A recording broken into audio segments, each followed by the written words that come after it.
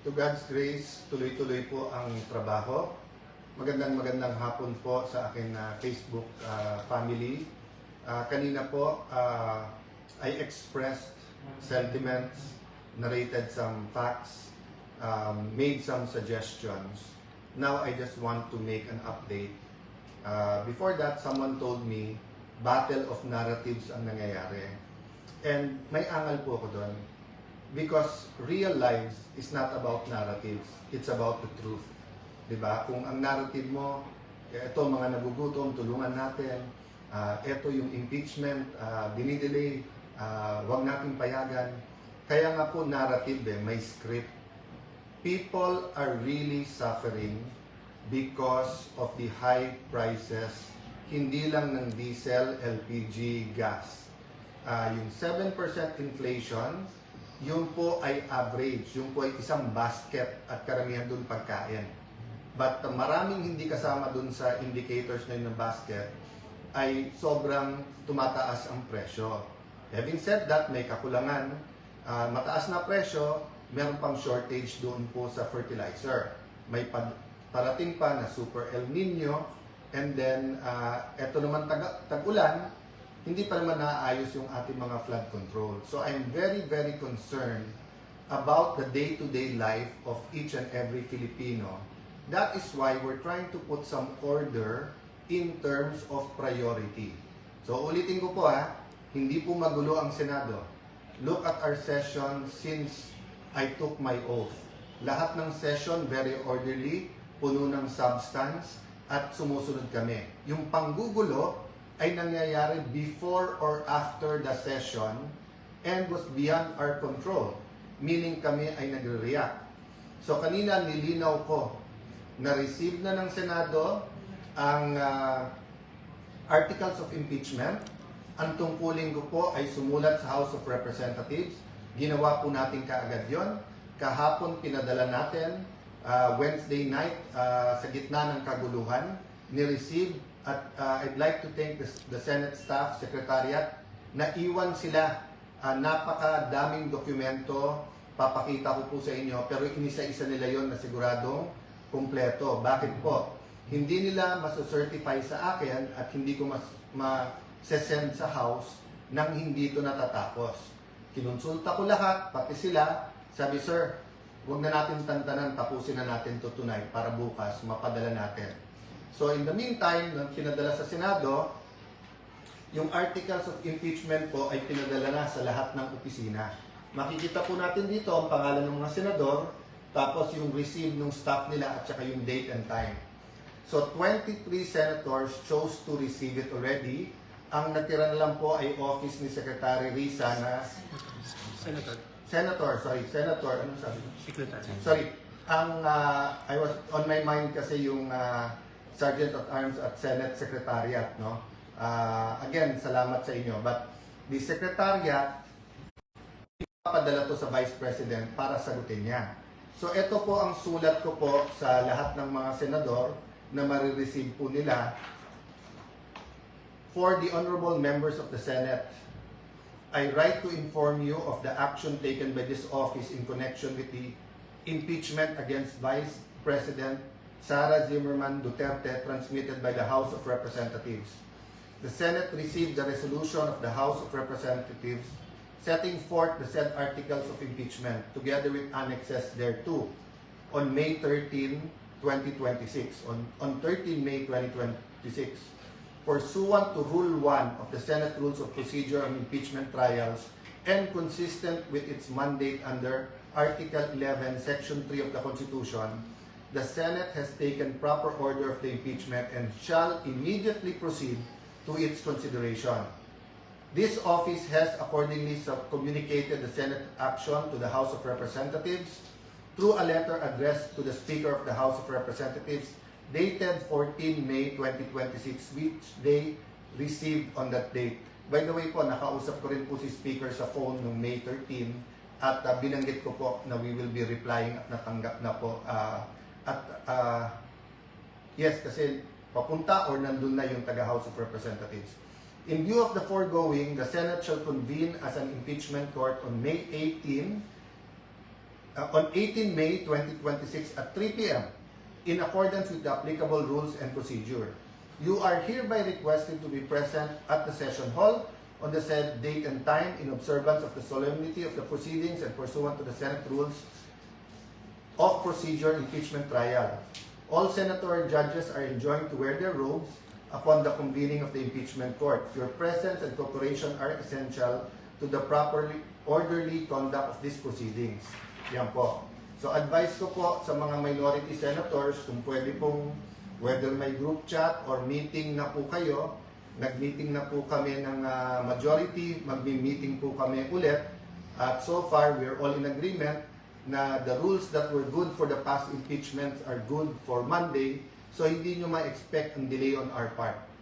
So outside the Senate, kung sino man ang nagpapakana ng narrative na kaya nagpalit ng leadership para i-delay yung impeachment, it is absolutely not true.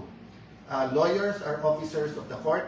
I believe in the honor, in yung pinaghirapan ng bawat isang abogado, yung pagmamahal sa Diyos, sa bayan, sa konstitusyon. So I am again asking yung mga law deans, mga bata po nakatingin sa inyo. You took the extraordinary step of not even asking, not even communicating, walang due process.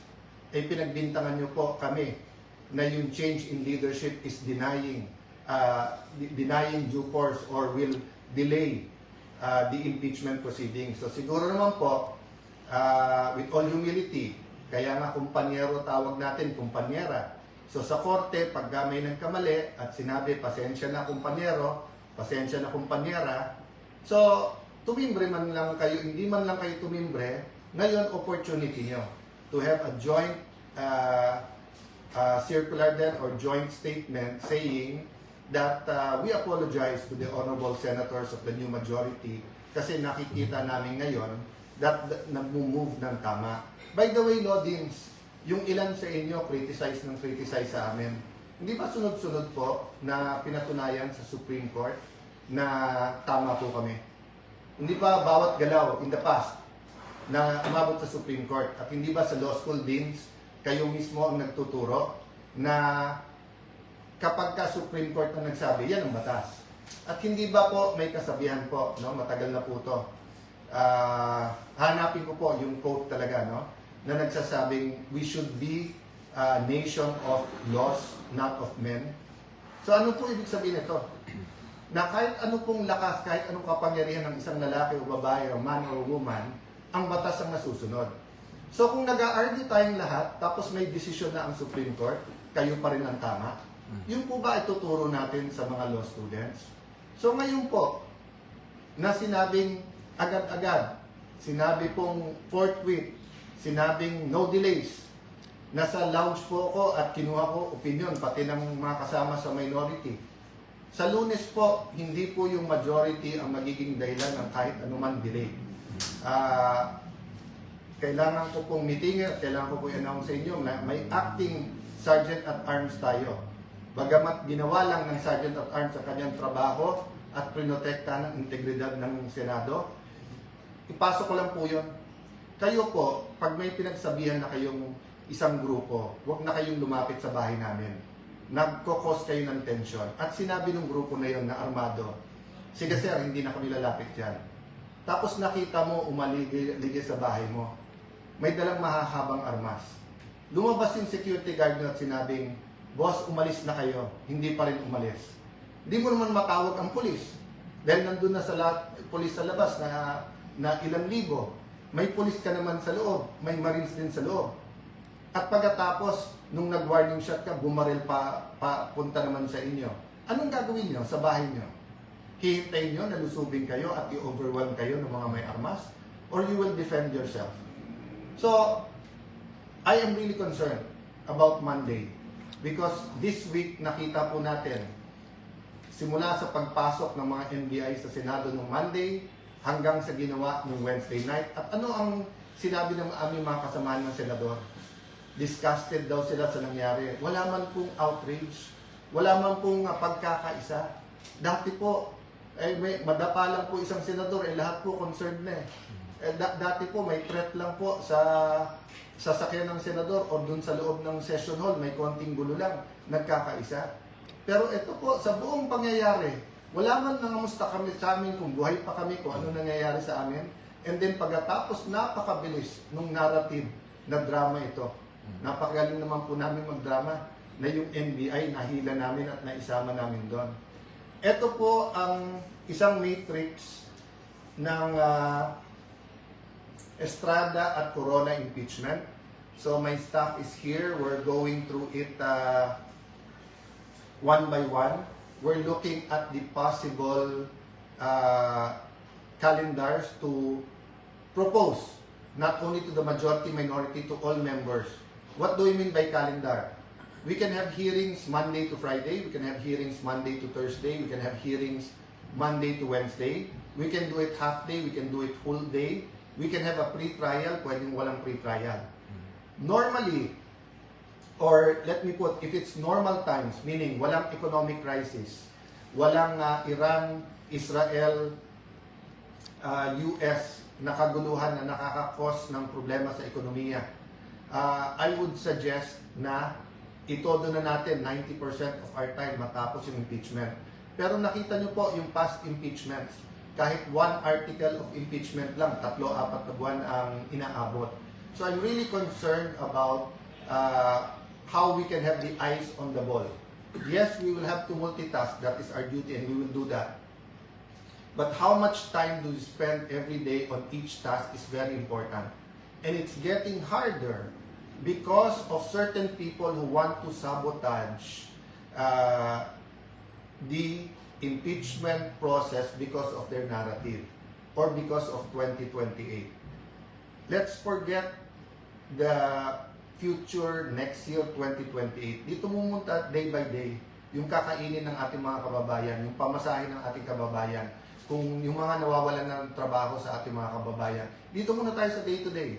So kung gusto niyo ako tanggalin Monday, sige, trabaho muna tayo till Sunday. Gusto niyo akong tanggalin ng Tuesday, trabaho muna tayo till Monday. But stop these plots and stop lying to the President. No?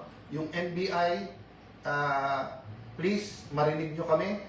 Lahat ng may konsensya sa gobyerno, isuspend muna natin yung NBI Director. If you suspended the Sergeant at Arms, suspend also the NBI Director para parehong imbestigahan. Sabi ng Pangulo, independent investigation.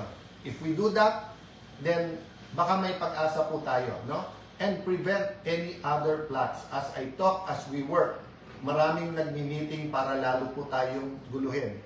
We may disagree with each other on many things. Religion, economics, politics, no? Culture. Napakaraming dahilan na tayo'y magkagulo. Napakaraming dahilan na hindi tayo magkaisa. But siguro naman, we can agree on a common direction, a common destination. So, dun sa nakikinig, who doesn't like the new majority or doesn't like me, where do you want the country to be? What's the direction? O doon naman po sa kamping-kampe, ano yung gusto nyo sa ating bansa? Hindi ba pareho? Hindi ba ang pinag-aawayan lang natin dalawa? How to get there and who will lead us? So, let's have a leadership that coalesce. Ba't hindi tayo magtulong-tulong? Then why don't we draw a roadmap paano tayo makakarating doon? Sa bawat problema po, may solusyon. But hindi po solusyon ang ubusin ng kalaban. You know, you cannot kill an idea. No, we have different ideas. So let's see which is the majority idea. Let's see if we can collaborate, cooperate. No? So uli, matatanggap po yung sulat na to. Friday pa lang naman po. I don't think there's any problem. And I hope wala din maging problema sa Lunes. Sa ating mga kababayan, please pray for us. Kung sasabihin niya ng iba, I don't like you, well, sabi po sa Biblia, love your enemies, pray for your enemies. So, if we can pray for our loved ones and we can pray for our enemies, may hope po tayo. Pag-pray niyo po that our leaders will open lines, build bridges.